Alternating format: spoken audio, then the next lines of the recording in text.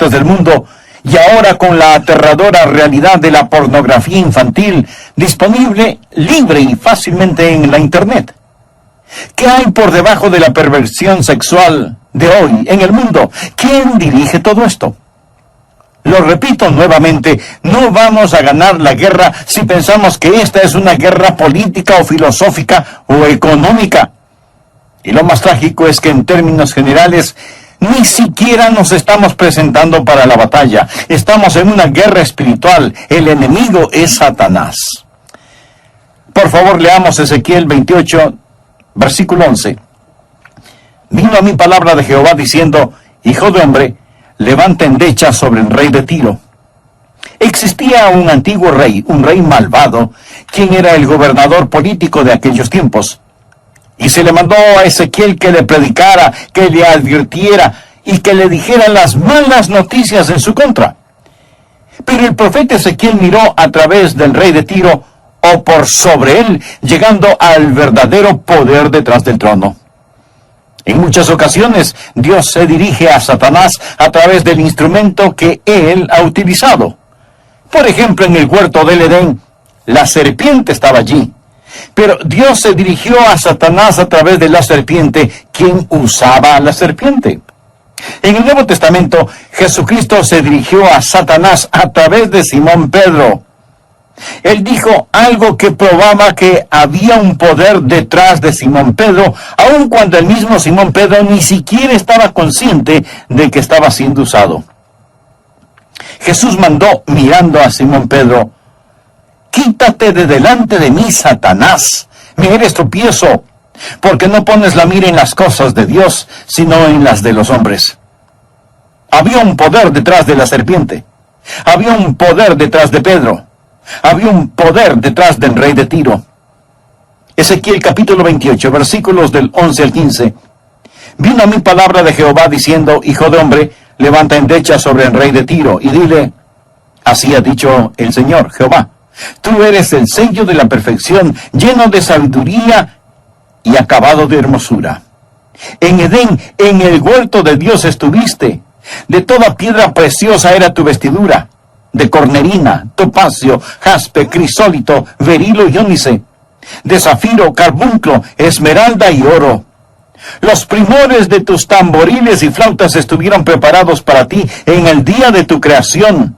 Tú, querubín grande, protector, yo te puse en el santo monte de Dios, allí estuviste. En medio de las piedras de fuego te paseabas. Perfecto eras en todos tus caminos, desde el día que fuiste creado, hasta que se halló en ti maldad. Aquí Dios está hablando de Satanás, del príncipe de las tinieblas, y Dios lo describe en este singular pasaje. Existen 4 puntos básicos que quiero que aprendamos hoy acerca de Satanás al estudiar el poder detrás del trono, su majestad satánica, el diablo. Lo primero que deseo que aprendes es esto: que Dios no creó a un diablo. Él fue creado en absoluta perfección.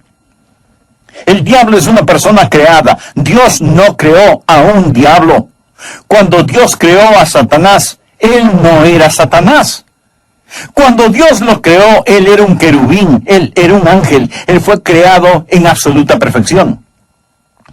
La Biblia dice en el versículo 15: Perfecto eras en todos tus caminos desde el día que fuiste creado, hasta que se halló en ti maldad. Muchas personas hacen la pregunta: ¿de dónde salió el diablo? O ¿por qué tenemos a un diablo? Para comenzar, ¿por qué lo creó Dios? Dios no creó al diablo como diablo. Dios lo creó en absoluta perfección. Y la Biblia dice que él era perfecto cuando fue creado. Él sobrepasaba en belleza y era supremo en sabiduría. Su nombre era Lucifer o Lucero. Hoy a nosotros nos suena como un nombre perverso a causa de su connotación negativa, pero el nombre de Lucifer literalmente significa portador de luz. Él era un individuo esplendoroso, él era un individuo radiante. El versículo 13 dice: los primores de tus tamboriles y flautas estuvieron preparados para ti en el día de tu creación. Él no necesitaba instrumentos para alabar a Dios. Él mismo era un instrumento. Cuando él hablaba era como los tubos de un gran órgano. Su voz era melodiosa y musical y vivía en la ciudad de joyas preciosas. El versículo 13 nos enseña que él estaba en el huerto del Edén. Toda piedra preciosa era su cobertura. Sus vestiduras estaban adornadas con joyas. Como en el Antiguo Testamento, la vestimenta del sumo sacerdote estaba adornada con gemas. Cuán exquisitamente precioso era el atuendo de este individuo. Él vivía en la ciudad cuyas piedras son fuego. Amigo, yo voy a vivir en una ciudad así, uno de estos días. Las calles de oro, las paredes de jaspe, sus cimientos de gemas. Ahí era donde este ser creado estaba. Él vivía en un medio ambiente increíble. El versículo 14 dice: Tú, querubín grande, protector, yo te puse en el santo monte de Dios. Cuando la Biblia menciona el monte de Dios en el Antiguo Testamento, habla de la autoridad de Dios, su gobierno. Es decir, él estaba en el preciso lugar de autoridad. Él era el querubín ungido. Él era el primer ministro del cielo. Tan solo imagíneselo. Imagíneselo lleno de sabiduría, lleno de hermosura, lleno de música, lleno de luz, adornado de gemas, caminando de arriba abajo en las piedras de fuego, la abrasadora santidad de Dios. Él era el querubín ungido. En el versículo 14 la frase, tú, querubín grande, protector, significa que él extendía sus alas ante el trono de Dios. Ungido, grande, escogido de Dios. ¿Qué creación fue esta? El querubín es el rasgo más alto de ángeles, y él era el grande entre ellos. Veamos el versículo 18. Con la multitud de tus maldades y con la iniquidad de tus contrataciones, profanaste tu santuario. ¿Qué es un santuario? Es un lugar de adoración. Él estaba en el santuario. El monte santo de Dios, el gobierno de Dios, las piedras de fuego dan gloria a Dios. Increíblemente esplendoroso. Pero recuerde esto, él era un ser creado. Versículo 15, perfecto eras en todos tus caminos desde el día que fuiste creado. Jamás crea que Satanás es igual a Dios o eterno como Dios. Nunca piense que de algún modo existe un tipo de dualismo en el universo, que Satanás siempre ha existido de eternidad en eternidad, igual como ha existido Dios el Padre. ¡Oh, no! Nunca ha habido un tiempo cuando Dios no era. Pero sí hubo un tiempo cuando Satanás no era. Él fue creado. Cuando él fue creado, no fue creado como diablo, sino como el lucero hijo de la mañana. Él llegó a ser Satanás, el padre de la noche, cuando cayó, como estudiaremos en un momento. Mas él fue creado en perfección absoluta. Él es un ser creado. ¿Sabe cuál es el problema con mucha gente hoy? No llegan a comprender que Satanás fue un ser creado y que el Dios que lo pronunció en existencia es el mismo Dios que lo pronunciará en el olvido. Nosotros hoy no nos preguntamos quién va a ganar, como si hubiese algún tipo de batalla entre dos grandes fuerzas cósmicas. Permítame preguntarle, ¿sabe lo que es un antónimo? Usted sabe lo que es un sinónimo. Eso es una palabra que es muy parecida en su significado a otra, solo que son diferentes palabras. Un antónimo es lo opuesto. Así que juguemos a los antónimos. Yo le voy a dar una palabra y usted me da la respuesta. Por ejemplo, grande, usted dice pequeño. Muy bien. Rico, y usted piensa, pobre. Excelente. Dios. Si dijo diablo o Satanás, cometió un error. Satanás no es lo opuesto de Dios. Satanás no es lo opuesto de Dios porque Dios no tiene opuesto. Dios es único, no existe nadie como Él. Usted no puede tener un opuesto para Dios, mucho menos uno igual. Dios es Dios. Satanás no es lo opuesto de Dios. Satanás es un ser creado. Recuerde esto. Él fue creado en perfección. Número 2. Él fue corrompido por la presunción. Fue corrompido por el orgullo. Veamos los versículos 16 y 17. A causa de la multitud de tus contrataciones, y esto habla de comercio, fuiste lleno de iniquidad y pecaste. Se enalteció tu corazón a causa de tu hermosura. Aquí estaba un ser cuyo corazón se enalteció. Lo leí en diferentes traducciones. Una de ellas dice que él se enalteció a causa de su orgullo. Es lo mismo. Su corazón se llenó de arrogancia. Los primordiales requisitos de un ministro es que sea un hombre que camine con Dios, que sea un varón con experiencia, humilde, no un principiante. Primera de Timoteo capítulo 3. Aquí la Biblia habla de los requisitos para un ministro, en el versículo 1. Palabra fiel, si alguno anhela obispado, buena obra desea. Pero es necesario que el obispo sea irreprensible, marido de una sola mujer, sobrio, prudente, decoroso, hospedador, apto para enseñar, no dado al vino, no pendenciero, no codicioso de ganancias deshonestas, sino amable, apacible, no avaro, que gobierne bien su casa, que tenga a sus hijos en sujeción con toda honestidad, pues el que no sabe gobernar su propia casa, ¿cómo cuidará de la iglesia de Dios? Ahora nota el siguiente versículo. No un neófito, no sea que envaneciéndose caiga en la condenación del diablo. Fue el orgullo lo que hizo al diablo. Nada mantiene a un ministro o maestro del evangelio o vocalista o siervo del evangelio más alejado de Satanás que la genuina humildad. Nada hace a un hombre más vulnerable a caer que la presunción. Antes del quebrantamiento es la soberbia, y antes de la caída la altivez de espíritu, dice el libro de Proverbios. El principal requisito para un ministro del evangelio es la humildad. Dios no creó a un diablo. Dios creó a un santo ángel. Pero este santo ángel se enalteció con orgullo. Cuando Dios hizo a Lucifer, Dios le dio la capacidad de escoger entre el bien y el mal, y el ángel Lucero eligió el mal. Y lo que motivó su elección fue su orgullo. Isaías 14 también describe cuando Satanás alardeó, seré semejante al Altísimo. Fue aquí cuando Lucero, el hijo de la mañana, llegó a ser Satanás, el padre de la noche. Mas comprenda esto.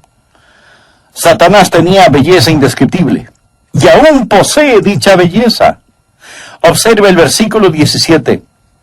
Se enalteció tu corazón a causa de tu hermosura, corrompiste tu sabiduría a causa de tu esplendor. Lea muy cuidadosamente, porque la implicación es que la belleza aún permanece y que la sabiduría aún continúa, pero lo que tiene ahora es una sabiduría corrompida y una belleza manchada. No lo pase por desapercibido. Satanás es aún sabio, pero su sabiduría es corrupta. Satanás es aún hermoso, pero su belleza está manchada. Si usted no escucha ninguna otra cosa de lo que comparto, espero que aprenda esto sobre Satanás. Satanás es brillantemente estúpido y grotescamente hermoso. Vale la pena notarlo. Él es brillantemente estúpido y grotescamente hermoso. No piense que porque Satanás ha pecado contra Dios, que él es un desquiciado en todo el sentido de la palabra. Él es brillantemente estúpido. Él es grotescamente hermoso. No busque un monstruo con piel roja, rabo, cuernos, escamas y un tridente tratando de ensartarle cuando usted se inclina. Así no lo describe la Biblia. El diablo no es un monstruo repulsivo. Ese es solo su carácter. Pero esa no es su apariencia. Esta es su apariencia. Este es el camuflaje que él usa. Segunda de Corintios capítulo 11, versículos 14 y 15. Aquí el apóstol Pablo está hablando de algunos falsos maestros que estaban en el púlpito de su época, y luego advierte: y no es maravilla, porque el mismo Satanás se disfraza como ángel de luz. ¿Un ángel de luz? Si Satanás entrara a su congregación hoy, ¿sabe qué es lo que dirían? ¡Ah! ¿No es hermoso? ¡Un ángel! ¡Hemos visto un ángel de luz! Y entonces el apóstol Pablo, con esa grandiosa lógica, añade en el versículo 15: así que no es extraño si también sus ministros se disfrazan como ministros de justicia, cuyo fin será conforme a sus obras. Él está hablando de ministros, los ministros de Satanás, y él enseña que se los puede encontrar en el púlpito. ¿Sabía que por toda la nación Satanás tiene sus ministros en el púlpito? Quiero decir, el domingo la gente entra a un culto, se sienta, y la persona en el púlpito pudiera ser un ministro disfrazado. Satanás lo disfraza como ministro del Evangelio, pues él es uno de sus ministros de Satanás. Amigo, ¿no es eso escalofriante? Debe entender que Satanás no está contra la religión. Él es el cabecilla de la religión. Él siempre ha querido ser como Dios. Él siempre ha añorado ser adorado. La forma en que él le tienta no es que sea inicuo, sino que sea como Dios, pero a la manera de Satanás. ¿No es lo que le dijo a Eva en Génesis 3:4? Entonces la serpiente dijo a la mujer: no moriréis, sino que sabe Dios que el día que comáis de él serán abiertos vuestros ojos. Ahora escuche: ¿y seréis como Dios? ¿Serás como quién? Como Dios. No fue una tentación para caer hacia abajo, sino para caer hacia arriba, si es que tal cosa fuera posible. Tentó a Eva con la misma tentación con que él mismo se tentó, y dijo en Isaías 14:14, sobre las alturas de las nubes subiré y seré semejante al Altísimo. Él es un ángel de luz. Una vez un predicador enseñaba algo similar, y después del culto, un pequeñito se le acercó y le dijo: ese fue un buen sermón, predicador. Cuando estaba predicando, pude ver al diablo claramente. La ingenuidad infantil. Amigos, les diré algo. No olvide buscar al diablo cuando mire el púlpito, porque en ocasiones él está allí, disfrazado. Escúcheme, por favor. Y no es maravilla, porque el mismo Satanás se disfraza como ángel de luz. Así que no es extraño si también sus ministros se disfrazan como ministros de justicia. Satanás usa un camuflaje. Él es el maestro del engaño. No piense que usted le reconocerá con ingeniosidad humana. La Biblia dice en Mateo 24:22 que si fuera posible, aún a los escogidos engañaría. Esa es la razón por la cual debemos caminar muy cercanamente a Dios. Satanás es una criatura creada y su derrota es tan cierta como su existencia. Usted no tiene que servirle. Católicos, musulmanes, budistas, etcétera, etcétera. Pero la verdad es que es una guerra espiritual. Y no vamos a ganarla, ni siquiera vamos a entenderla hasta que conozcamos y expongamos al enemigo, el poder detrás del trono, o sea, Satanás. Existen 4 puntos básicos que debemos aprender acerca de Satanás. Primero, Dios no creó un diablo. Él fue creado en absoluta perfección. El diablo es una persona creada, pero Dios no creó un diablo. Cuando Dios creó a Satanás, él no era Satanás. Cuando Dios lo creó, él era un querubín, un ángel creado en absoluta perfección. En Ezequiel 28:15 leemos: perfecto eras en todos tus caminos desde el día que fuiste creado, hasta que se halló en ti maldad. Cuando él fue creado, no fue creado como diablo, sino como lucero, hijo de la mañana. Él llegó a ser Satanás, el padre de la noche, cuando se rebeló contra Dios. Segundo, Satanás fue corrompido por la presunción. Ezequiel 28, versículos 16 y 17. A causa de la multitud de tus contrataciones fuiste lleno de iniquidad y pecaste. Se enalteció tu corazón a causa de tu hermosura.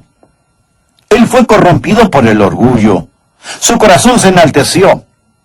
Otra traducción de este pasaje dice, se enalteció a causa de su orgullo. Es lo mismo. Su corazón se llenó de arrogancia y de vanidad. Fue el orgullo lo que hizo al diablo, diablo. Nada mantiene a un pastor o ministro o maestro del evangelio o creyente más alejado de Satanás que la genuina humildad. Nada hace a un hombre más vulnerable a caer que la presunción. Proverbios 16:18 dice, antes del quebrantamiento es la soberbia, y antes de la caída la altivez de espíritu. Dios no creó a un diablo.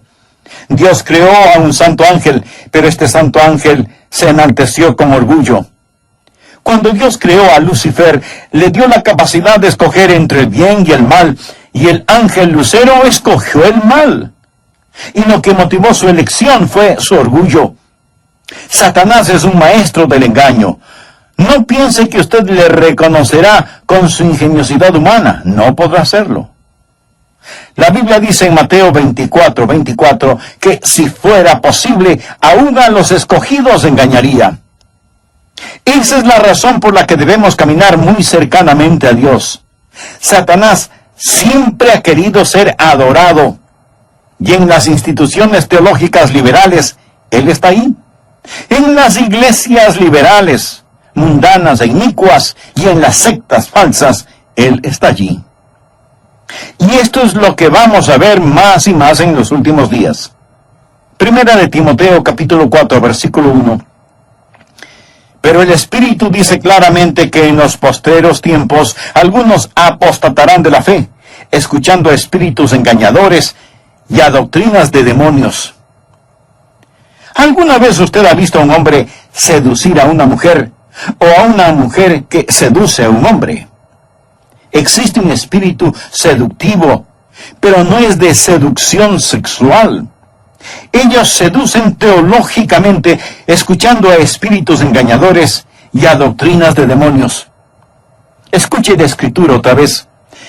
Pero el Espíritu dice claramente que en los postreros tiempos algunos apostatarán de la fe, escuchando a espíritus engañadores y a doctrinas de demonios.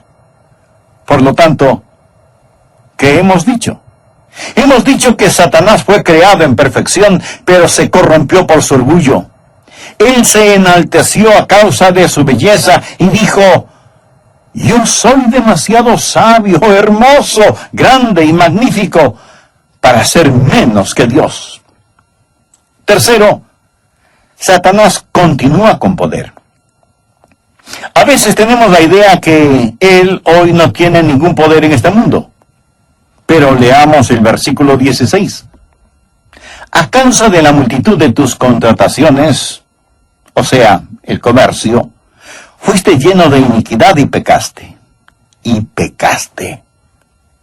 Satanás dirige el control maestro, manipulando los corazones y mentes de la gente.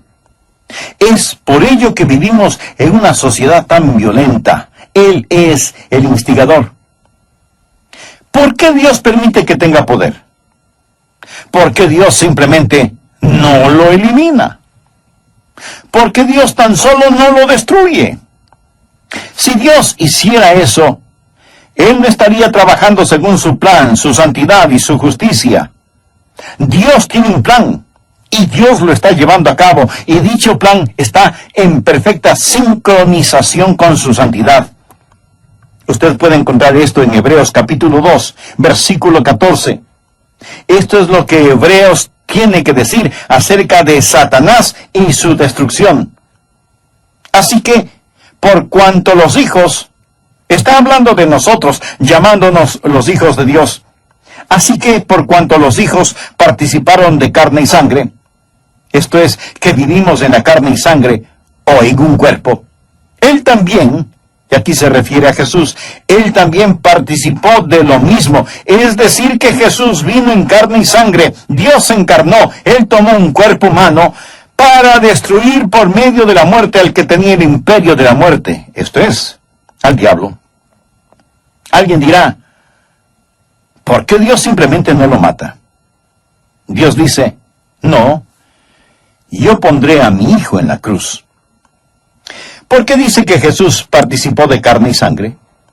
Porque somos de carne y sangre, para que Jesús pudiera destruir por medio de la muerte al que tenía el imperio de la muerte, esto es, al diablo. Porque la paga del pecado es muerte, y somos pecadores, y la merecemos. Y Dios es santo y justo. Dios no puede pasar por alto el pecado. El pecado debe ser castigado. Y si Dios tan solo matara al diablo y nos llevara al cielo sin castigar el pecado, Dios dejaría de ser un Dios santo y justo. El dominio del hombre se perdió legalmente y se recobrará legalmente. Dios dijo, un hombre lo perdió y un hombre lo rescatará. El primer Adán lo perdió. El segundo Adán lo recuperará. Es por ello que Dios lo efectúa en concierto con su plan perfecto. Y la batalla que comenzó en el cielo se ganará aquí sobre la tierra. De hecho, ya fue ganada en el tenebroso Calvario, cuando Jesús sufrió, sangró y murió, y dijo, ahora el príncipe de este mundo será echado fuera. Cuando Jesús murió, le quebró la espina dorsal a Satanás. ¿Sabía que un día usted y yo tendremos parte en juzgar a Satanás? ¿Sabía que un día él tendrá que darnos cuentas? ¿Ha pensado en esto? ¿Sabe? Mucha gente se jacta y dice, yo no le tengo miedo al diablo. Esa no es la gran pregunta. La pregunta importante es, ¿le tiene el diablo miedo a usted? Él debe tenerle miedo. La Biblia nos enseña en 1 Corintios capítulo 6, versículos 5 y 6, que los creyentes no tenemos necesidad de ir a un juez, de llevar a corte a otro hermano. Pablo dice, ¿no son ustedes salvos? ¿No pueden arreglar los asuntos entre ustedes con hermanos creyentes? ¿No saben que uno de estos días vamos a juzgar a los ángeles? Nosotros vamos a juzgar ángeles. Pero Satanás continúa con poder sobre aquellos que no conocen al Señor.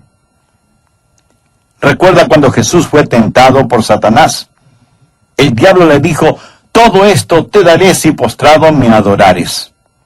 Lo encontrará en Lucas capítulo 4, verso 6.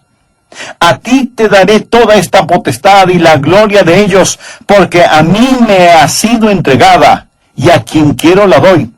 Si tú postrado me adorares, todos serán tuyos. ¿Qué es lo que le está diciendo? Él está diciendo, todo esto es mío, a mí se ha dado. ¿Cómo le fue entregado? A Adán se lo dio. Fueron dados a Adán cuando Dios creó a Adán y Eva. Dios les dijo, te he dado dominio. Adán y Eva le dieron el dominio a Satanás. Y Jesús nunca le dijo a Satanás, Satanás, no tienes ese dominio. Jesús sabía que legalmente ese dominio se había perdido y debía ser recuperado legalmente. Y Jesús sabía que él debía sufrir, derramar su sangre y morir sobre una cruz. Pero mientras tanto, para aquellos que rechazan lo que Jesús hizo en la cruz, aquellos que están en la ignorancia al respecto, o aquellos que se rebelan contra la cruz, ellos aún permanecen en las garras de Satanás. Uno de mis himnos favoritos, si no el himno favorito mío, es Castillo fuerte es nuestro Dios. ¡Qué gran cántico es ese himno! Grandioso en música y teología. Hay una estrofa donde Martín Lutero habla de Satanás y dice, acósanos, Satán, por armas deja ver astucia y gran poder, cual él no hay en la tierra. Y esto es tan cierto. No piense ligeramente acerca de Satanás. Estamos en contra de un enemigo brillantemente estúpido y grotescamente hermoso. Y regresando a nuestro pasaje de Ezequiel 28:18, dice, con la multitud de tus maldades. De ahí es de donde nace la guerra cultural de las multitudes de maldades. ¿Por qué Satanás lo ve a usted o a mí como enemigos? Porque usted fue creado a la imagen de Dios. Él no puede atacar a Dios directamente, pero los malvados siempre han sabido que si no pueden atacar a su enemigo, entonces se ataca a uno de sus seres queridos y así lo herirán. ¿No es cierto? Cuando Satanás lo hiere a usted, es su manera de vengarse de Dios porque no puede atacar a Dios directamente. Hechos 10:38 habla de los que están oprimidos por el diablo. Lucas 13:16 habla de una mujer que Satanás tenía atada. Incluso el apóstol Pablo en 2 de Corintios capítulo 12, versículo 7, habló de un mensajero de Satanás que le estaba abofeteando. Satanás aterroriza al mundo. Él es el supremo terrorista. Hay un reinado de maldad, subversión, perversión, desviación. Él quiere dividir, deprimir y destruir. La depresión, opresión y posesión son las obras del diablo. ¿Y sabe qué descubrí al leer la Biblia? Que este diablo desarrolla una guerra especial contra los bebecitos. Es algo interesante, muy interesante. Si usted lee toda la Biblia seguida, encontrará que la nación cananea estaba poseída por el demonio. ¿Qué hacían? Ellos asesinaban a sus bebés. Encontrará a Herodes. ¿Qué hizo? Asesinó a los bebés. ¿Y el faraón? ¿Qué hizo? Asesinó a los bebés. ¿Sabe quién está haciendo lo mismo hoy? Los que ejecutan abortos. Le diré que el poder detrás del trono es el mismo diablo. Podemos entender esto. Es el reino de terror. Es el monstruo sediento de sangre. El poder detrás del trono. Él fue creado en perfección. Él fue corrompido por la presunción. Él continúa con poder. Cuarto, Satanás está condenado a la perdición. Leamos nuevamente el versículo 17. Se enalteció tu corazón a causa de tu hermosura, corrompiste tu sabiduría a causa de tu esplendor. Yo te arrojaré por tierra, delante de los reyes te pondré para que miren en ti. Con la multitud de tus maldades y con la iniquidad de tus contrataciones profanaste tu santuario. Yo pues saqué fuego de en medio de ti, el cual te consumió, y te puse en ceniza sobre la tierra, a los ojos de todos los que te miran. Todos los que te conocieron de entre los pueblos se maravillarán sobre ti. Espanto serás, y para siempre dejarás de ser. Subraye esa frase, por favor. Y para siempre dejarás de ser. De las piedras del fuego al lago de fuego. Ahí es donde él va a parar. Del lugar más alto al lugar más bajo. Y Dios lo va a avergonzar sobre esta tierra, donde él ha llevado a cabo su aterrador reinado. Satanás dijo, yo ascenderé y exaltaré mi trono sobre las estrellas de Dios. Y Jesús dijo, yo descenderé. Jesús descendió del cielo a esta tierra, y Jesús destruyó a Satanás en el Calvario. Ya mencioné esta escritura, Hebreos 2, versículo 14, para destruir por medio de la muerte al que tenía el imperio de la muerte. La palabra destruir es la palabra katargeo.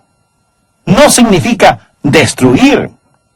Esta no significa exterminar para que ya no exista. Literalmente significa hacer que no tenga efecto. Cuando Jesús estaba en la cruz, inclinó su cabeza y dijo, consumado es. Y las huestes del infierno se regocijaron diciendo, ¡ja, ja, ja, ja! Él está consumado. Pero Jesús no dijo, estoy consumado, o sea, acabado, derrotado, aniquilado. Él dijo, consumado es. ¿Qué está consumado? La deuda del pecado está totalmente pagada, las profecías están cumplidas, el reino de Satanás está extinguido, acabado, Satanás está paralizado, navega en un barco que se hunde, gobierna un dominio condenado. Luego pusieron a Jesucristo en la sepultura por 3 días y 3 noches. La muerte, el cruel monarca del terror, gritaba de gozo. Él está acabado. El infierno estaba de fiesta. Pero el domingo por la mañana, Jesús se estiró, bostezó y salió de la tumba. Esa tumba era solo una habitación de hotel por 3 días y 3 noches. Se levantó y dobló su manto sin ninguna prisa. Entraron y encontraron ese manto doblado. Luego Jesús hizo que se moviera la piedra. Escúcheme con cuidado. Él no la movió para poder salir. Simplemente la movió para que la gente pudiera entrar. ¡Qué extraordinario! La muerte, ese monarca de terror, ese ministro siniestro de maldad, dirigido por Satanás, ve a Jesús resucitar victorioso. La muerte retrocede. La muerte tiene las llaves en su mano, la corona sobre su cabeza. Jesús baja a la muerte del trono. Jesús pone sus pulgares en su cuello y estrangula a la muerte. Jesús pone su talón sobre su cuello, le arrebata la corona poniéndosela sobre su cabeza, toma las llaves de la muerte, del infierno y de la tumba y sale de esa sepultura. Amigo, eso está consumado. Satanás está acabado. La muerte y el infierno han sido vencidos por medio de la muerte de Jesús en la cruz, para destruir por medio de la muerte al que tenía el imperio de la muerte, esto es al diablo. Satanás está destinado para el infierno. Permítame decirle que el infierno no fue creado para usted, fue creado para el diablo y sus ángeles. Usted puede ir al infierno si lo desea, pero si va, será un intruso. Usted no pertenece allí. El infierno fue creado para el diablo y sus ángeles. Dios lo hizo a usted para sí mismo. Dios lo hizo para que le conociera, amara y adorara. Nunca piense que Dios hizo a alguien para que fuera a parar al infierno. Y cuando Jesús regrese, seremos hechos tal y como Él es. ¿Está preparado para una buena noticia? ¿Está listo? Si entrega su corazón a Cristo, si se salva, en la resurrección, cuando usted resucite en la semejanza de Jesucristo, Dios lo va a transformar. Dios le otorgará a usted una posición. ¿Me está escuchando? Una posición mayor que la de Satanás antes de su caída. Recuerde cómo describimos a Satanás. Usted en la resurrección no será hecho mejor que Satanás. Usted será hecho semejante a Jesús. Existen 2 categorías de personas en el mundo de hoy. Aquellos que dicen como Satanás dijo a Dios, no tu voluntad, mas la mía sea hecha. Y los que sinceramente, como Jesús, dicen, no. Llegamos a una encrucijada en nuestras vidas y tenemos que escoger al llegar a esta. Y realmente de lo que quiero hablar es de evangelización, de ganar almas. Hoy quiero hablarle acerca de su alma, porque su alma es de valor infinito. Cuando Dios lo creó, Él lo creó a su imagen. Y usted no puede dejar de existir tal y como Dios mismo no podría dejar de existir. Su alma seguirá interminablemente, eternamente, para siempre. Hoy les hablaré de el valor de un alma. Y le invito a tomar la palabra de Dios y buscar en el Evangelio de Marcos, capítulo 8. En un momento empezaremos a leer en el versículo 35. Pero permítame decirle algo acerca de usted, acerca de su más valiosa posesión, realmente de usted. Su alma humana es de infinito valor. Su alma estará en alguna parte en existencia cuando este mundo se convierta en polvo. Su alma creada a la imagen de Dios vale más que todos los rubíes, diamantes, oro y plata que este mundo tenga que ofrecer, y continuará interminablemente, eternamente, para siempre. Su cuerpo puede morir y puede disolverse, pero su alma entrelazada inseparablemente a su espíritu, nunca jamás dejará de existir. Su alma humana no puede dejar de existir, tal y como Dios mismo no podría dejar de existir, porque usted es creado a su imagen. Usted no tiene un alma, usted es un alma. Usted vive en un cuerpo. La Biblia llama a nuestro cuerpo una morada terrestre. En 2 Corintios capítulo 5, versículo 1. Dios dijo algo acerca de usted cuando Él lo hizo, que no dijo acerca del resto de la creación. Y Él lo creó todo. Pero esto es lo que Él dijo de usted. Él dijo que Él lo creó a su imagen. Y eso es lo que hace al hombre único, distinto a todas las otras criaturas y de todo el resto de su creación. Usted tiene un alma, usted vive en un cuerpo. El problema con muchos de nosotros es que mimamos el cuerpo y descuidamos el alma. Pero suponga que hay un muchacho que se enamora de una muchacha y él no sabe cómo pedirle que se casen. Así que él piensa que si le da un anillo de compromiso, ella entenderá. Así que lleva ese anillo bellamente envuelto, y dentro de la envoltura va la caja de terciopelo forrada en su interior de raso, y el precioso anillo de compromiso está allí. Él se lo da a su novia, a su enamorada, y le dice: mira esto y dime qué piensas. Así que regresa después esperando que ella le diga sí. Y él le pregunta: ¿y qué pensaste acerca de mi regalito? Oh, le respondió ella, es hermoso, me fascina. Y ella saca la cajita. Ella dice: mira qué hermosa caja, mira la bisagra, nota el brochecito que tiene, toca la suavidad del terciopelo y mira cuán suave es el forro, mire ese raso. El preocupado le pregunta: sí, pero ¿y qué de lo que estaba adentro? Y ella le contesta: oh, ¿te refieres al pedazo de alambre y de vidrio?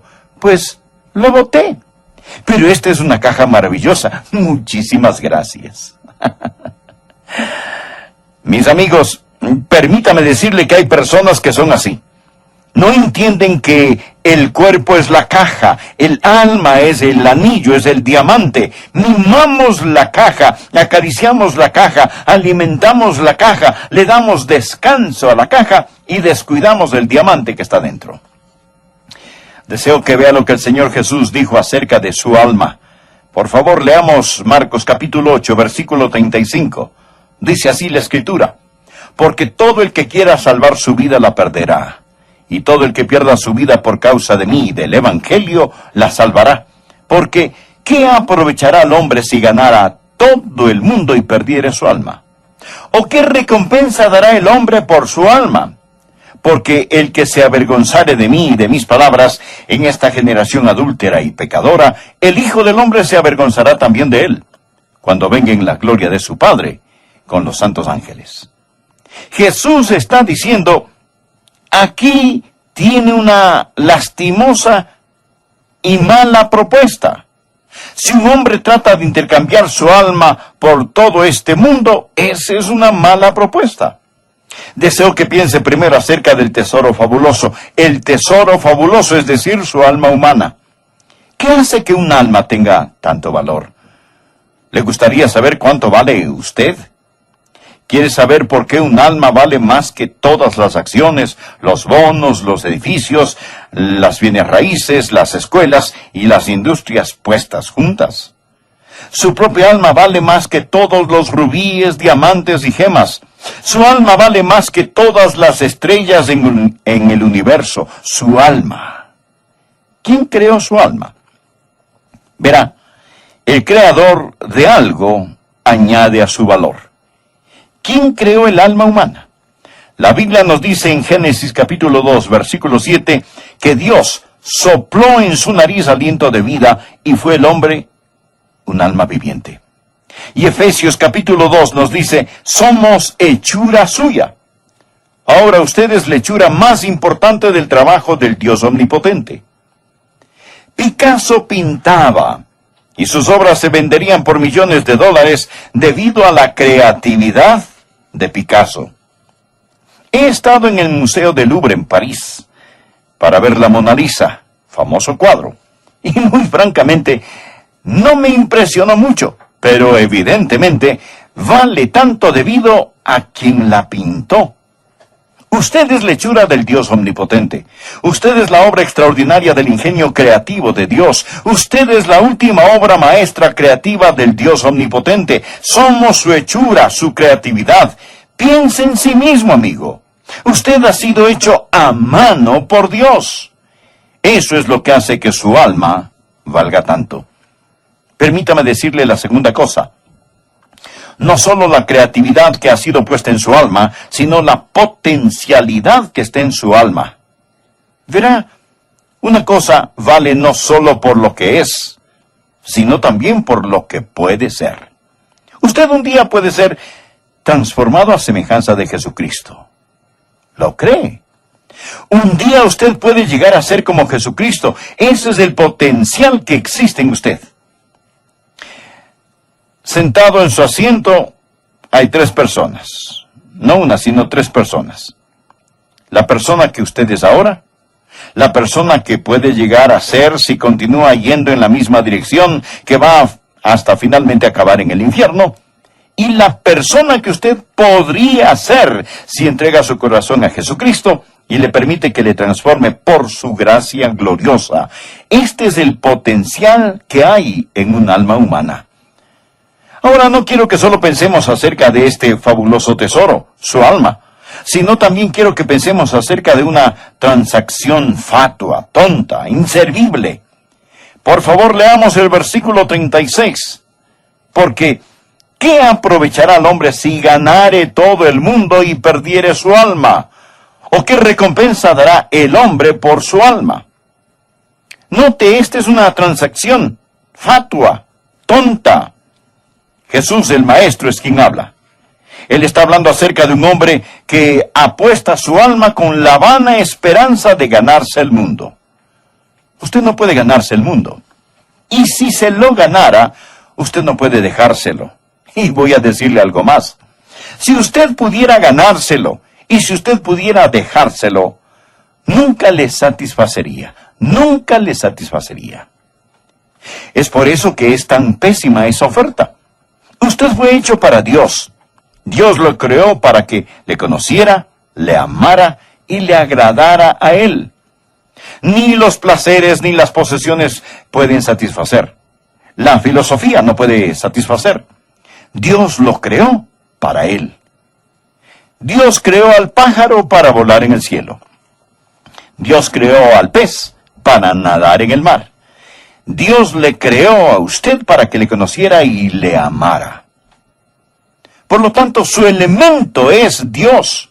Y si no lo conoce, usted va a estar como una clavija redonda en un agujero cuadrado.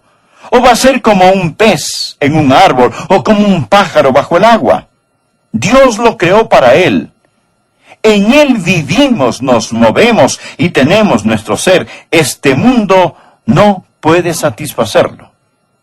No piense que un día podrá salirse del infierno y entrar al cielo. No. Ya que existe un gran abismo y estará allí cuando usted esté en el día del juicio. Y será demasiado tarde cuando usted esté ante el juicio y esté suplicando por misericordia, porque no habrá misericordia allí. Si usted quiere misericordia, usted puede obtenerla, pero debe recibirla en esta vida. La Biblia dice, está establecido para los hombres que mueran una sola vez, y después de esto, el juicio. Y usted estará de pie ante Dios, y el ángel registrador estará allí. Y usted no tendrá a Jesús ni tendrá la salvación. Sus pecados no serán perdonados. Y ese ángel dirá, ¿qué escribo? Con un corazón destrozado, Dios dirá, escribe, perdido, para siempre, sin esperanza. Amigos, esa es una pérdida irreversible. Ezequiel capítulo 18, versículo 4, nos dice, he aquí que todas las almas son mías. Como el alma del Padre, así el alma del Hijo es mía. El alma que pecare, esa morirá. Pero no solo es una pérdida irreversible, Si usted pierde su alma, es una pérdida incalculable, una pérdida incalculable. Todas las riquezas del mundo no pueden compararse con el valor de su alma. Además, es una pérdida irreemplazable. Si usted pierde otras cosas, puede reemplazarlas. Hemos perdido cosas y las hemos reemplazado. Pero usted no puede reemplazar su alma. No existe ni sustituto ni reemplazo para su alma. Jesús dijo, porque ¿qué aprovechará al hombre si ganare todo el mundo y perdiere su alma? Pensemos. Usted no puede ganarse el mundo. Y si pudiera ganarlo, no podría dejárselo. Si pudiera ganárselo y dejárselo, no le satisfacería. Y luego le pregunta, ¿por qué cambiaría su alma de valor incalculable por las cosas de este mundo? Porque es una pérdida inexcusable. Usted no tiene que perder su alma. Es absoluta, totalmente inexcusable. Me contaron que 3 hombres estaban en un restaurante. Uno era creyente. Los otros 2 hombres eran incrédulos. Los 2 incrédulos empezaron a discutir. Y un no creyente puso su dedo en la cara del otro no creyente, que sin Cristo se dirigía rumbo al infierno, y le gritó, ¡vete al infierno! El creyente escuchaba sentado. Él se inclinó hacia el hombre al que se le dijo que se fuera al infierno y le afirmó, escúcheme, amigo, he estado leyendo las instrucciones. Usted no tiene que ir si no quiere. Usted no tiene que ir. No hay ninguna razón por la cual usted debe ir. Es inexcusable que usted vaya al infierno. Pensemos juntos. Jesús es quien habla. Jesús está hablando de una transacción. Él dijo, porque ¿qué aprovechará el hombre si ganare todo el mundo y perdiere su alma? Ahora, note por favor lo siguiente. ¿O qué recompensa dará el hombre por su alma? Pensemos juntos. Suponga que alguien viene a usted y le dice, señor, tengo una propuesta. Tengo una transacción que quiero hacer con usted. Le daré lo que sea y todo lo que usted quiera. Si usted quiere dinero, tendrá dinero. Si usted quiere placer, tendrá placer. Si usted quiere influencia, prestigio, poder, los tendrá. Pero a cambio quiero algo de usted. Claro, usted contesta, muy bien. ¿Y qué es lo que debo hacer? Y él le responde, quiero su dedo meñique. Quiero que se ampute su dedo meñique. Amigo, ¿haría usted el trato? Quizá no lo haría, pero sí le puedo asegurar que millones de seres humanos harían ese trato. Y dirían, perfecto, trato hecho. Pero espere un minuto, cambiemos.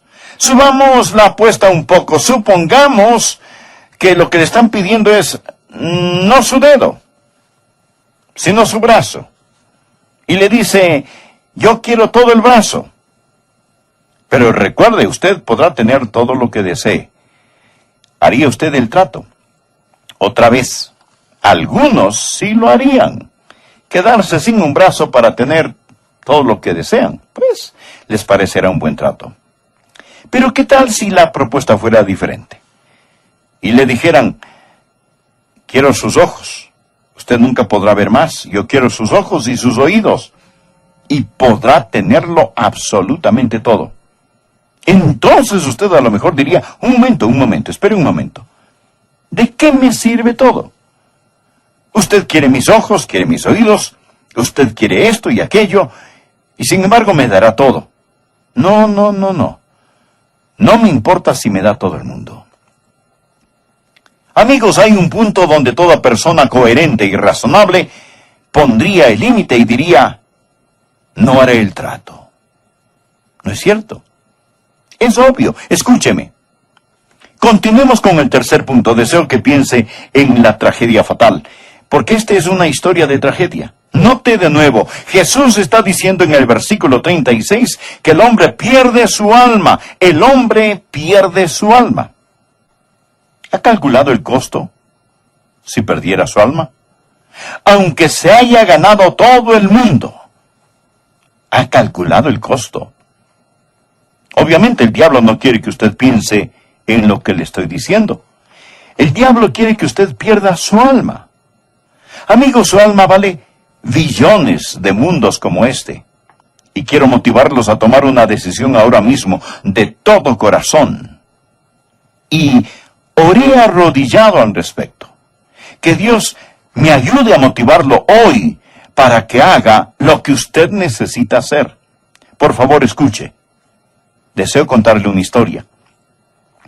Había un hombre que era un artista y un jugador de ajedrez. Él pintó un cuadro.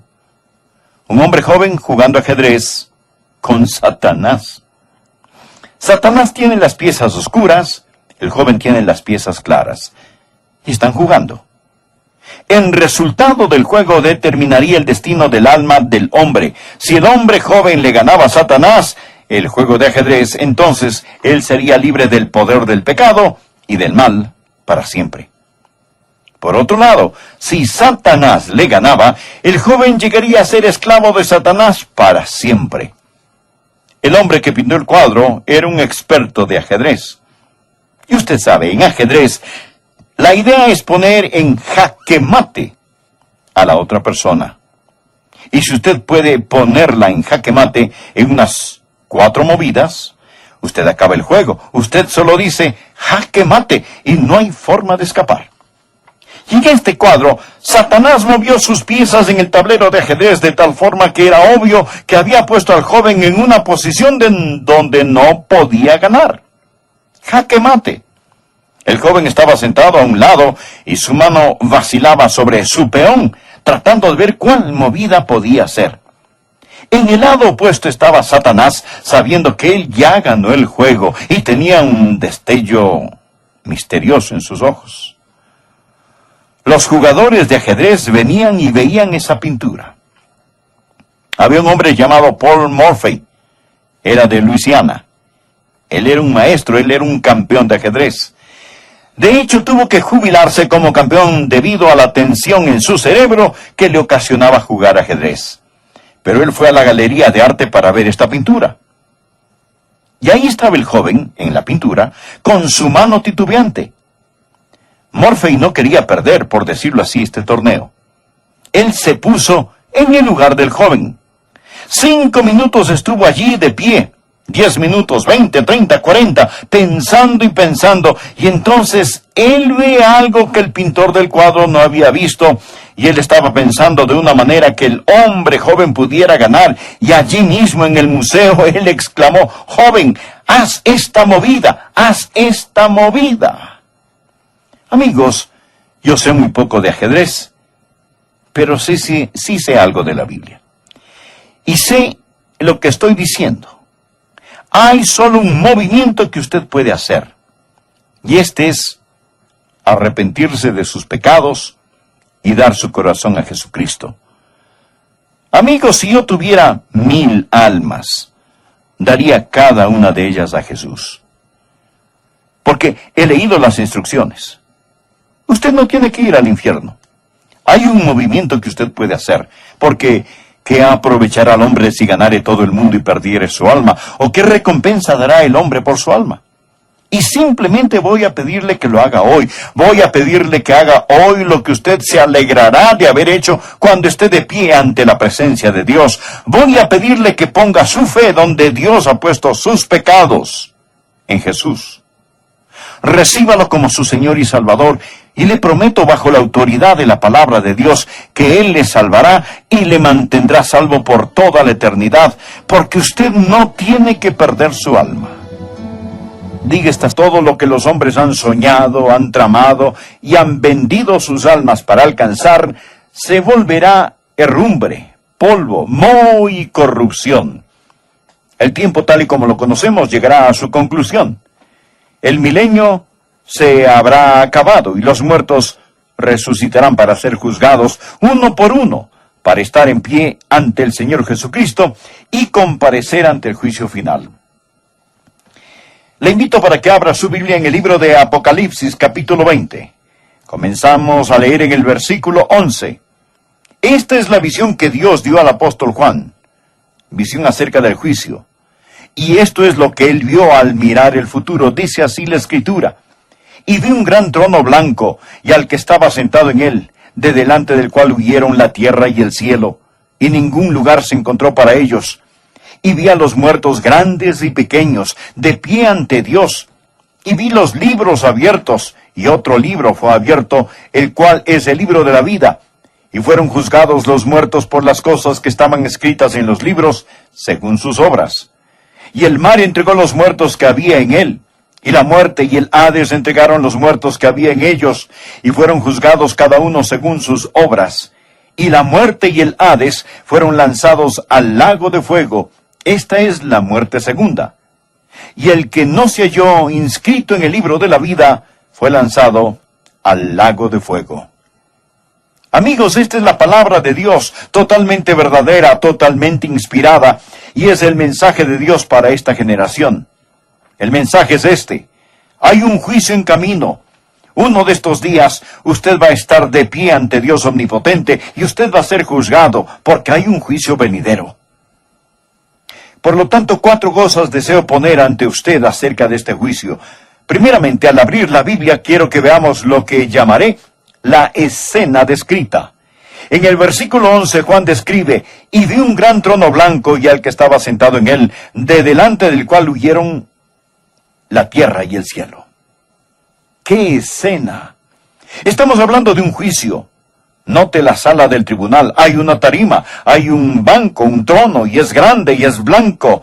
La grandeza habla del poder de éste. La blancura habla de la pureza de éste. La palabra trono habla del propósito de éste, porque hay un soberano que está sentado en el gran trono blanco.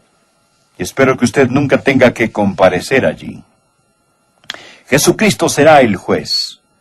No su opinión de usted mismo, ni de algún amigo, ni de su mamá, ni de su papá. ¿Quién es este juez? El mismo Señor Jesucristo. A Jesús se le describe en la Biblia como un cordero, pero también como un león. Jesús, en la Biblia, es juez y salvador. Usted va a enfrentarlo o como un cordero o como un león. Va a enfrentarlo o como juez o como salvador. Pero se lo prometo, estará ante Jesucristo. Usted tiene una cita con Jesucristo. Él es la persona inevitable, ineludible en su vida, le guste o no lo guste. Usted pudo haberlo maldecido, se pudo haber burlado de él, pudo haberlo ignorado, debatido, pero un día, se lo prometo bajo la autoridad de la palabra de Dios, que usted va a encontrarse cara a cara con Jesucristo. Bien, ya vimos la descripción de Jesucristo en el libro de Apocalipsis. Esto está casi al final del libro, pero permítame mostrarle cómo se le describe en los primeros capítulos del libro: al que se sienta sobre el trono. Y entonces usted va a entender por qué Él es tan imponente, tan aterrador, que incluso los cielos y la tierra huyen de su presencia.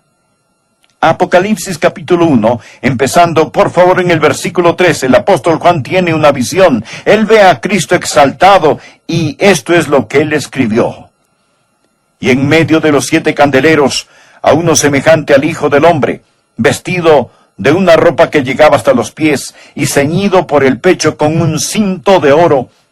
Su cabeza y sus cabellos eran blancos como blanca lana, como nieve, sus ojos como llama de fuego, y sus pies semejantes al bronce bruñido, refulgentes como en un horno, y su voz como estruendo de muchas aguas. Tenía en su diestra 7 estrellas. De su boca salía una espada aguda de 2 filos, y su rostro era como el sol cuando resplandece en su fuerza. Ese, mi amigo, es el que se sienta sobre el trono. Él viste las túnicas reales de un rey y de un juez. Su pelo blanco como la lana habla de su pureza absoluta. Sus ojos como llamas de fuego significan no solo lo que él ve, sino lo que él ve a través de usted. Él conoce todo acerca de usted. La Biblia dice: y no hay cosa creada que no sea manifiesta en su presencia. Antes bien, todas las cosas están desnudas y abiertas a los ojos de aquel a quien tenemos que dar cuenta. Él no puede ser engañado, ni desacreditado, ni se puede discutir con él. Sus pies son como bronce fino. Bronce en la Biblia es un símbolo de juicio. Él va a juzgar implacablemente. Él es imparable. Su voz es como estruendo de muchas aguas. Cuando habla es como si uno escuchara el rugir de 100 cataratas. Todo en lo que el hombre ha dependido desaparecerá. Nos perturbamos si la tierra tiembla o hay un terremoto. Decimos, es un sentimiento raro. Estoy acostumbrado a que la tierra esté sólida. Amigo, no habrá nada sólido. La tierra, los cielos huirán. Adán huyó para esconderse de Dios entre los árboles del huerto. No habrá ningún huerto donde esconderse. Esto es lo primero que quiero que vea, y grábeselo en su corazón, amigo, porque esto no es ficción. Dice la palabra, y vi un gran trono blanco, y al que estaba sentado en él, de delante del cual huyeron la tierra y el cielo. Lo segundo que quiero que usted vea, no solo deseo que vea la escena descrita, sino también la entrega de la citación, porque Dios va a mandar una citación para reunir a aquellos que serán juzgados. Miren los versículos 12 y 13. El apóstol Juan dijo, y vi a los muertos grandes y pequeños de pie ante Dios, y los libros fueron abiertos. Ahora, adelantémonos al versículo 13.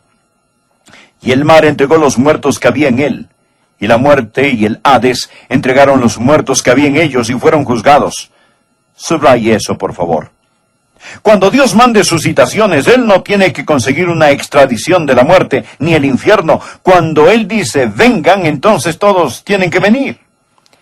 Y note los que van a ser convocados a este juicio. Note a los citados. Él dijo, y vi a los muertos grandes y pequeños de pie ante Dios, y los libros fueron abiertos.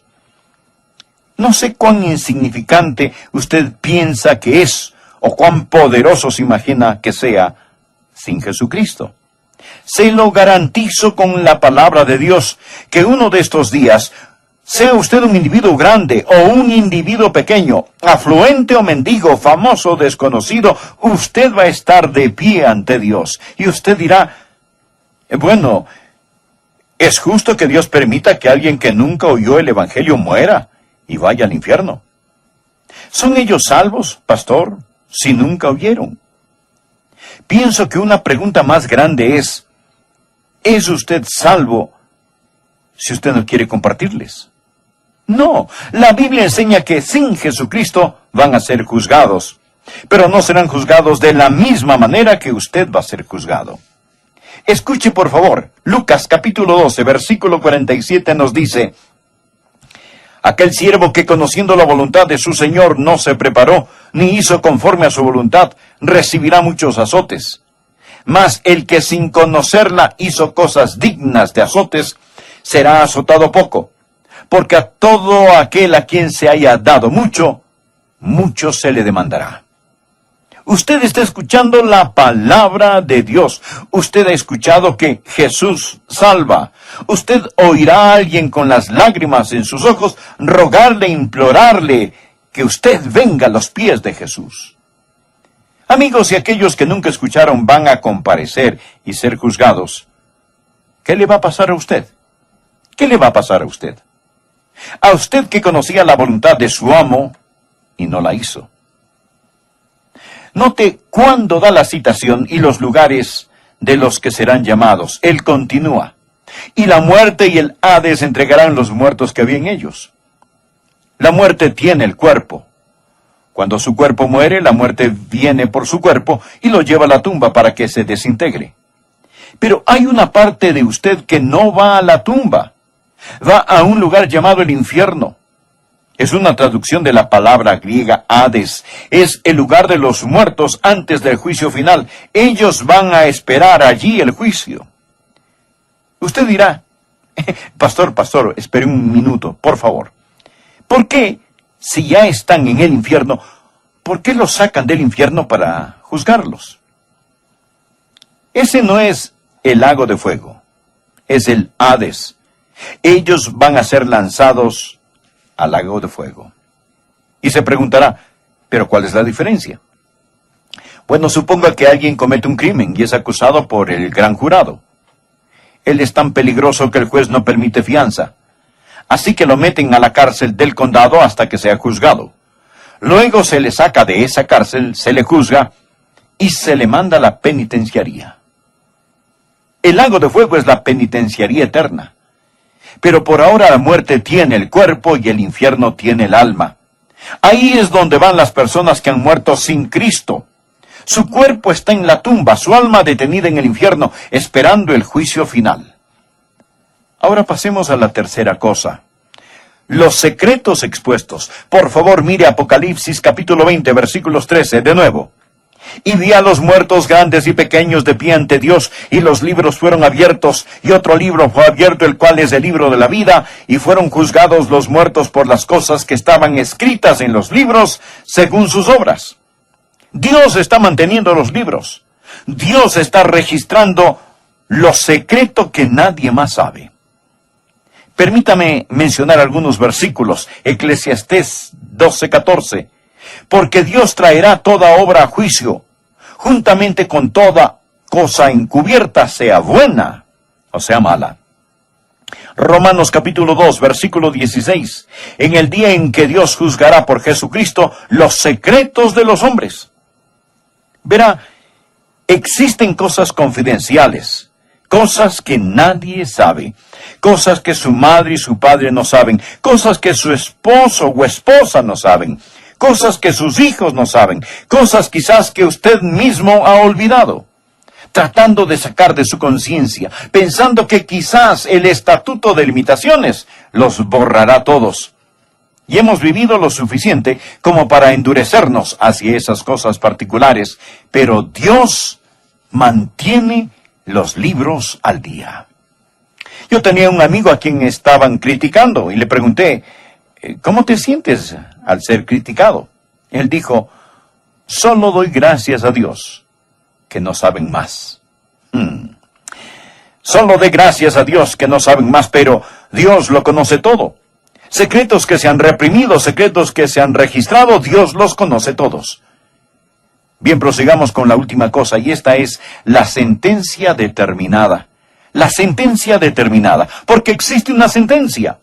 La sentencia va a ser determinada. Note lo que él dice aquí. Y fueron juzgados cada uno según sus obras. Versículo 13. Y la muerte y el Hades fueron lanzados al lago de fuego. Esta es la muerte segunda. Y el que no se halló inscrito en el libro de la vida fue lanzado al lago de fuego. Varias cosas que quiero decir acerca de esta sentencia. Primero, quiero que vea la certeza de la sentencia. Ellos fueron juzgados. Usted no va a poder sobornar a este juez. Ningún abogado mañoso, ninguna persona astuta podrá sacarlo de este lío. Dios jura por sí mismo que usted será juzgado. Permítame darle una de las escrituras más aterradoras en la Biblia. Romanos 14, versículos 11 y 12. Porque escrito está, vivo yo, dice el Señor, que ante mí se doblará toda rodilla y toda lengua confesará a Dios, de manera que cada uno de nosotros dará cuenta a Dios por sí mismo. Dios jura por sí mismo que usted va a ser juzgado, pero no solo piense en la certeza de esto, sino en la severidad de la sentencia. La Biblia dice que ellos van a ser juzgados según sus obras. Ahora usted no se salva por obras, se salva por medio de la gracia, pero es juzgado por sus obras. Usted será juzgado por sus obras. Eso significa que no habrá misericordia. Amigos, ¿me están escuchando? No piensen erróneamente que cuando mueran estarán ante Dios y apelarán a la misericordia de la corte, porque no habrá misericordia. Mas, si quiere misericordia, cuando usted oye la predicación del Evangelio y rechaza el Evangelio, no tenga el descaro, la osadía de comparecer ante Dios en el juicio y suplicarle, Dios, ten misericordia de mí. Permítame darle otra cita. Hebreos 10, versículos 28 al 31. El que viola la ley de Moisés, por el testimonio de 2 o 3 testigos mueren irremisiblemente. ¿Cuánto mayor castigo pensáis que merecerá el que pisoteare al Hijo de Dios y tuviere por inmunda la sangre del pacto en la cual fue santificado e hiciere afrenta al Espíritu de gracia? Pues conocemos al que dijo, mía es la venganza, yo daré el pago, dice el Señor. Y otra vez, el Señor juzgará a su pueblo. Horrenda cosa es caer en manos del Dios vivo. Lo que él está diciendo es esto: si aquellos que desprecian la ley mosaica del Antiguo Testamento serán juzgados sin misericordia, ¿de cuánto mayor castigo, más severo castigo será digno aquel que ha hecho esto? El que ha ridiculizado a Jesús, ha pisoteado bajo sus pies la preciosa sangre de Jesucristo, que ha despreciado al Espíritu de gracia. ¿Me escucha? Le estoy predicando acerca del Señor Jesucristo. El Espíritu Santo de Dios está hablándole a su corazón, y usted, después de este mensaje, estará o bajo la sangre de Cristo, recibiendo el perdón de sus pecados, o sobre la sangre de Cristo, pisoteando la sangre de Jesús bajo sus pies. Y cuando usted hace eso, si usted dice, yo no quiero a Dios, no quiero a Cristo, no quiero ser salvo, no quiero el Espíritu Santo, usted desprecia al Espíritu de gracia y no llegará al juicio, y ahí sí suplicará por misericordia, y no le servirá de nada. La Biblia dice, está establecido para los hombres que mueran una sola vez y después de esto el juicio. Allí no habla nada de misericordia. Usted va a ser juzgado según sus obras. Todo juicio tiene tres partes. Primero se presenta la evidencia. Los libros se abren. ¿Y cuál es la evidencia? Sus obras. Toda mentira, toda maldición, todo robo, toda cana que le sacó a su padre, toda arruga que puso en la frente de su padre, toda infidelidad. Luego sus pensamientos.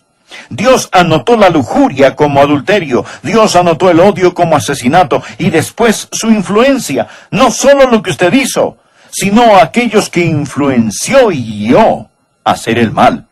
Y posteriormente su falla en no hacer lo bueno. Al que sabe hacer lo bueno y no lo hace, le es pecado. La gran luz que usted tenía y la rechazó. Todas esas serán las evidencias que se presentarán en su contra. Una montaña sucia, apestosa de pecados. Pecados que ha olvidado, pecados que están allí. La evidencia se presentará contra usted y luego usted tiene la oportunidad de presentar su defensa. Ahora piénselo. Usted presenta su defensa.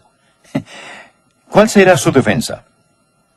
Ahora mismo suponga que la hora del juicio final ha llegado y usted comparece ante el Señor. ¿Cuál será su defensa? Es decir, allí está usted ante Jesucristo. Usted lo ha ignorado, lo ha maldecido, lo ha abandonado, le ha dado la espalda a Él. ¿Qué le dirá?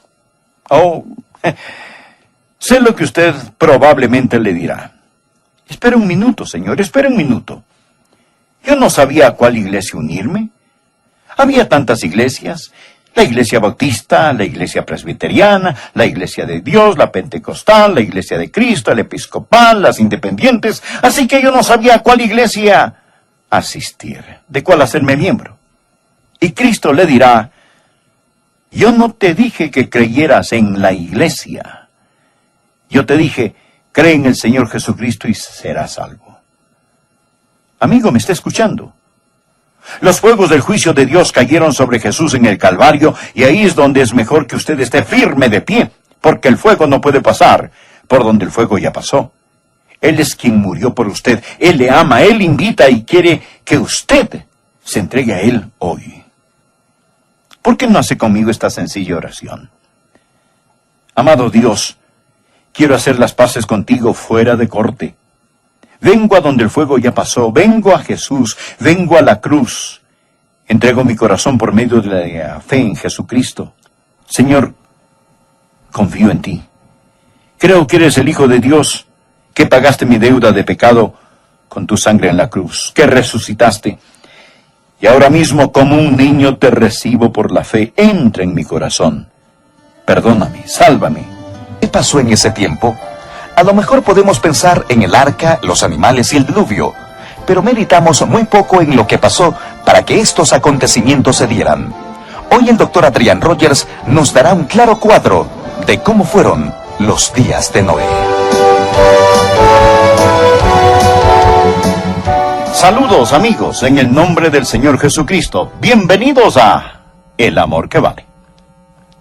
A veces nos preguntamos cómo serán los últimos días. Bueno, no tenemos que adivinar. Nuestro Señor Jesucristo nos dijo, como fue en los días de Noé, así será cuando Jesús regrese. ¿Cómo fueron los días de Noé? Aquí existe algo asombroso, y si usted toma la Biblia y estudia los días de Noé antes del diluvio y pone esos días paralelos a los días en que estamos viviendo, usted llegará a creer que Jesús, sin duda, debe estar muy cerca a su segunda venida. Le invito a abrir su Biblia en Génesis, el primer capítulo, o más bien los primeros capítulos. Y seleccionaremos algunos versículos de estos capítulos que muestran cómo eran los días de Noé. Y luego vamos a aplicar los días de Noé a nuestros días y entenderemos por qué estos tiempos están listos para el regreso del Señor Jesucristo. He escogido de estos capítulos 7 marcas de los días de Noé. ¿Cómo eran los días de Noé? ¿Y cómo se comparan a los días en que nosotros vivimos? La primera de estas 7 señales o marcas es: los días de Noé eran días de filosofía secular. Eran días de filosofía secular. Génesis capítulo 6, versículos 5 y 6 dicen: y vio Jehová que la maldad de los hombres era mucha en la tierra. Ahora, escuche la próxima frase: y que todo designio de los pensamientos del corazón de ellos era de continuo solamente el mal, y se arrepintió Jehová de haber hecho hombre en la tierra, y le dolió en su corazón. El doctor John Philip dice que la palabra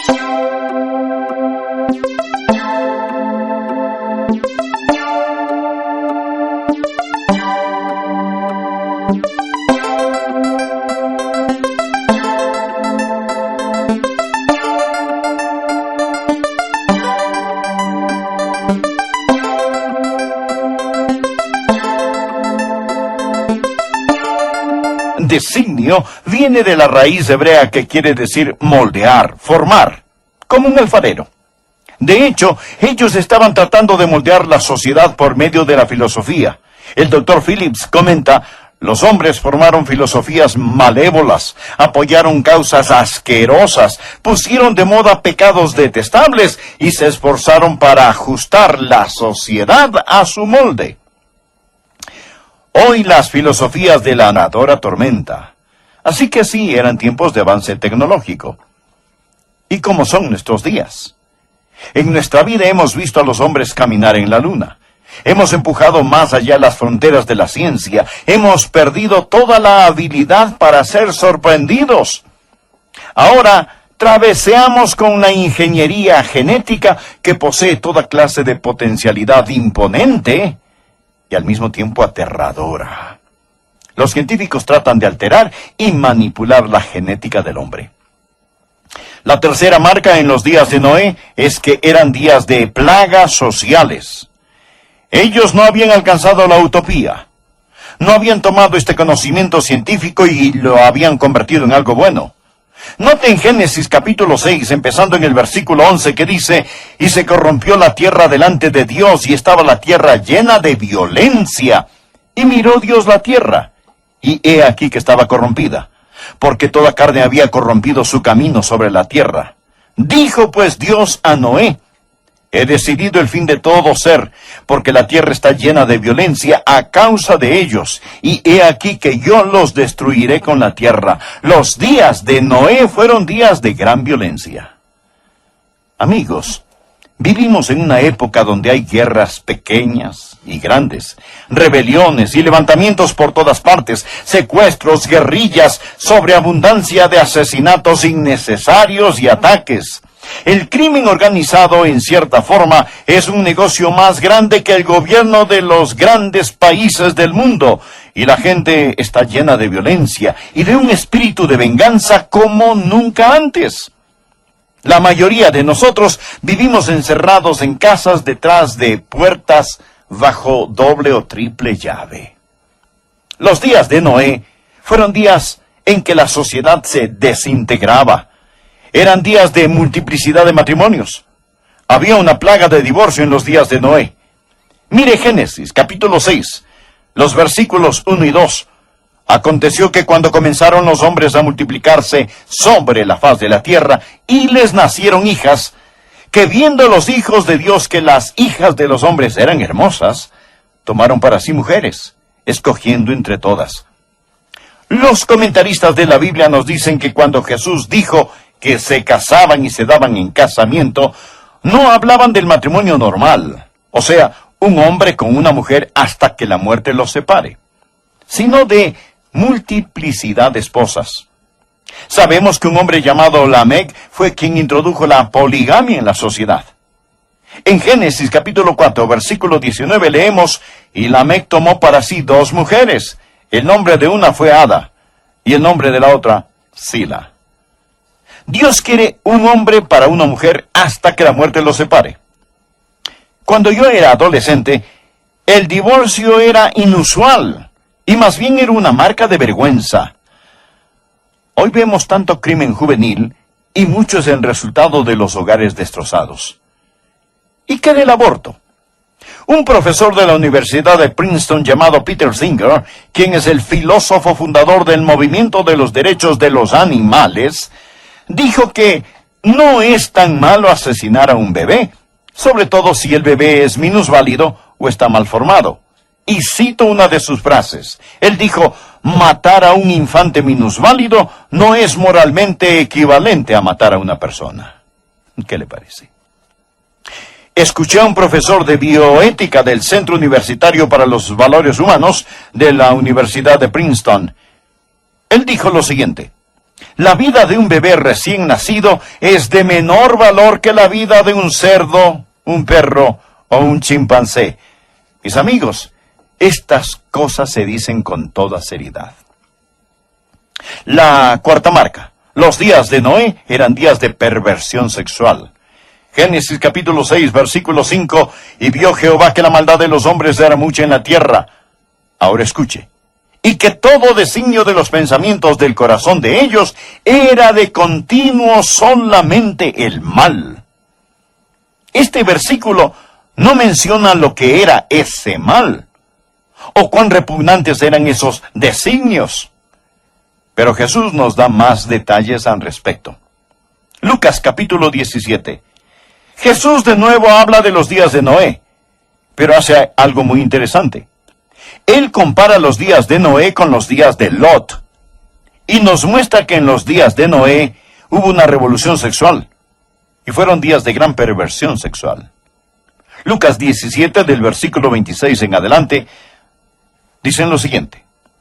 Jesús dijo, como fue en los días de Noé, así también será en los días del Hijo del Hombre. Comían, bebían, se casaban y se daban en casamiento, hasta el día en que entró Noé en el arca y vino el diluvio y los destruyó a todos. Asimismo, y ojalá usted subraye lo siguiente, asimismo como sucedió en los días de Lot, comían, bebían, compraban, vendían, plantaban, edificaban. Mas el día en que Lot salió de Sodoma, llovió del cielo fuego y azufre, y los destruyó a todos. Así será el día en que el Hijo del Hombre se manifieste. Lot era un habitante de la ciudad de Sodoma. La ciudad de Sodoma es la ciudad de donde salió la palabra sodomía, que habla de perversión sexual, la perversión de los sodomitas. ¿Qué piensa Dios de este pecado? Anote estos versículos en el margen. Levítico 20, versículo 13. Si alguno se ayuntare, o sea, si alguno se acuesta con varón, como con mujer, abominación hicieron, ambos han de ser muertos, sobre ellos será su sangre. Esa era la economía del Antiguo Testamento bajo una teocracia. La pena de muerte hoy no se permite por este pecado, pero da a conocer el sentir y el pensar de Dios. Él dice que es una abominación. Anote el siguiente versículo, Romanos 1, versículo 27. Y de igual modo también los hombres, dejando el uso natural de la mujer, se encendieron en su lascivia unos con otros, cometiendo hechos vergonzosos, hombres con hombres. Ahora, por favor, preste atención a la próxima frase. Y recibiendo en sí mismos la retribución debida a su extravío. La Biblia de las Américas dice, recibiendo el castigo correspondiente a su extravío. A veces las personas preguntan, ¿es el SIDA, por ejemplo, el juicio de Dios? Bien, usted debe tener cuidado cuando contesta, porque algunos niños tienen SIDA. Algunos hemofílicos contraen el SIDA. Hay muchas formas de contraer el SIDA, pero principalmente, si se regresara al plan de Dios para el matrimonio, la epidemia del SIDA se evaporaría de la noche a la mañana. Y la respuesta es clara. Los hombres nos dicen que no se puede prevenir. La palabra de Dios dice que sí se puede prevenir. Solo ponga a un hombre con una mujer hasta que la muerte los separe. Ese es el plan de Dios. Pero usted dice, pastor, ¿y qué de los bebecitos? Permítame ilustrar esto. Si un hombre se lanza de un edificio de 10 pisos voluntariamente, al estrellarse contra el suelo, recibe el castigo correspondiente a su error. ¿No le parece? Ahora, si él lleva en sus brazos a un bebecito cuando se tira, ¿morirá el inocente también? Por supuesto que sí, porque el inocente a menudo sufre también junto con el culpable. Sabemos que los inocentes sufren. Romanos 1, versículo 26 dice, por esto Dios los entregó a pasiones vergonzosas, pues aún sus mujeres cambiaron el uso natural por el que es contra naturaleza. ¿Qué hace Dios cuando la gente empieza a justificar este tipo de pecados? Dios solo dice,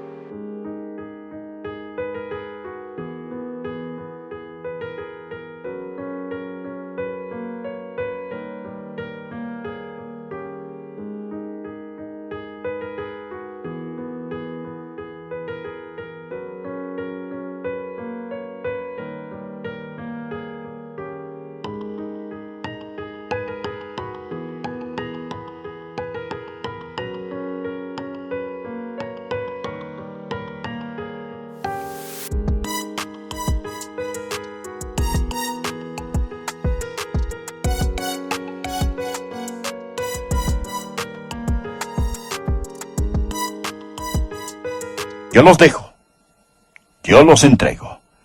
El castigo correspondiente ya va incluido en el pecado. Algunos preguntan, Pastor Rogers, ¿nacen estas personas así? Mis amigos, Dios nunca haría a alguien cojo para luego culparlo de su cojera. Y quizás usted añada, pero ¿de dónde salen estos deseos? Bueno, salen del corazón, que es malo y pecador. Los mismos deseos que incitan a las personas al incesto, al adulterio, los mismos deseos que incitan a las personas a la violencia, los mismos deseos que incitan a las personas a la embriaguez, a la cleptomanía. Sí, las personas dicen, yo me siento de esta manera. Pues claro que sí. Usted dice, yo nací así. Cierto. Nosotros nacemos pecadores, nosotros necesitamos nacer de nuevo. Permítame darle la quinta marca de los días de Noé. Eran días de prosperidad egoísta. Algunos piensan que de seguro Dios está complacido con, digamos, los Estados Unidos por la prosperidad que disfruta esta nación. Pero no todo lugar es próspero. No todo el país lo es. Ezequiel capítulo 16, empezando en el versículo 49, leemos lo siguiente. Ezequiel dice a Israel, He aquí que esta fue la maldad de Sodoma tu hermana: soberbia, saciedad de pan y abundancia de ociosidad tuvieron ella y sus hijas. Y no fortaleció la mano del afligido y del menesteroso, y se llenaron de soberbia e hicieron abominación delante de mí, y cuando lo vi, las quité. Ahora note cómo describe a Sodoma. Ellos eran orgullosos, es decir, del pecado que solían esconderse, ahora se jactaban. Y no solo el orgullo, sino también saciedad de pan. Tenían más de lo que necesitaban, y abundancia de ociosidad. Tenían una semana de trabajo muy corta, con costos, y necesitaban trabajar en Sodoma. ¿Qué le parece? Me imagino que dos hombres de Sodoma caminan por la calle, y uno le dice al otro: Dios enseña que el estilo de vida de Sodoma es depravado y repugnante. ¿Crees que Dios va a juzgarnos por la forma en que estamos viviendo? Oh, no. No pienso que nos vaya a juzgar. Mira cuán prósperos somos. Ciertamente, Dios nos está sonriendo. La Biblia enseña que fue en el cénit, en el pináculo de su prosperidad, cuando el fuego y el azufre cayeron, y Dios dejó a Sodoma en ruinas humeantes. Pedro nos dice, poniéndolas de ejemplo a los que habían de vivir impíamente. Ahora, permítame darle la sexta marca de los días de Noé. ¿Cómo eran los días de Noé? Aquellos eran días de predicación solemne. Dios nunca envía juicio sin dar primero una advertencia. En Génesis capítulo 6, versículo 13 dijo: